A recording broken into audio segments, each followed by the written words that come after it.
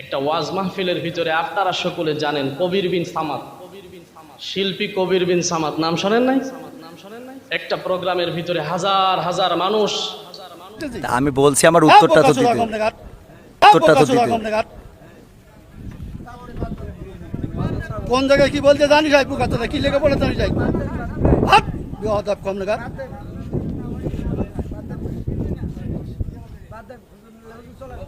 একদম বাস্ত করে দেবো সব একদম।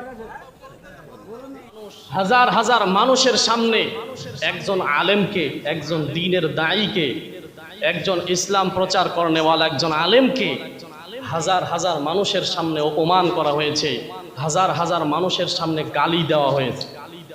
এমন একটা গালি দিয়েছে যেই গালিটা আমার জবান থেকে এখন বের করা সমীচীন আমি মনে করি না।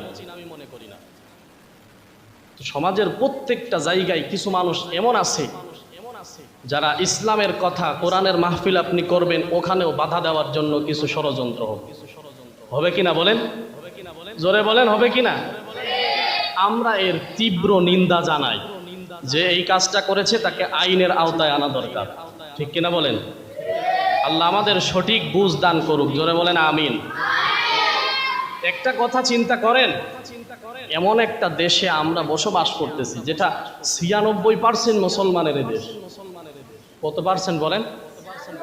96% মুসলমানের দেশে উন্মুক্ত ভাবে ওপেনলি নাস্তিকের বাচ্চারা আল্লাহর রসুল নিয়ে গালি দেয়, আল্লাহর রসুলের চরিত্র নিয়ে কটাক্ত করে। কিন্তু আমরা মুসলমান বিড়ালের জাতের প্রতিবাদ আমরা করতে পারি, ঠিক কিনা বলেন? এই যে বেশি দিন আগের কথা না ভাইরা, সর্বোচ্চ হয়তো এক সপ্তাহ আগের কথা, এক সপ্তাহ আগের কথা, বাংলার জমিনে একজন আমার রসুলের নিয়ে কটূক্তি করেছে বলে মোহাম্মদের জন্মের ঠিক নেই। নাউজুবিল্লাহ বলবেন না? আপনি আমার বাবারে নিয়ে গালি দিবেন, আমার মায়েরে নিয়ে গালি দিবেন, এটা আমরা ধৈর্য ধারণ করার চেষ্টা করব।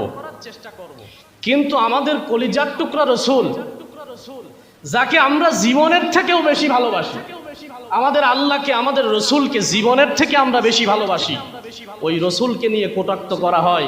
বাংলার জমিনে আজও পর্যন্ত আইন পাশ করা হয় নাই যে সাতেমে রসুলের বিচার হবে ফাঁসির কাষ্ট, ঠিক কিনা বলেন? আমরা এটারই দাবি করি যে বা যারা রসুলকে নিয়ে ছোট বাজে মন্তব্য করবে, রসুলকে নিয়ে কটাক্ত করবে, ওর বিচার যেন ফাঁসির কাষ্টে ঝোলানো হয়। কথা বলেন ঠিক কিনা?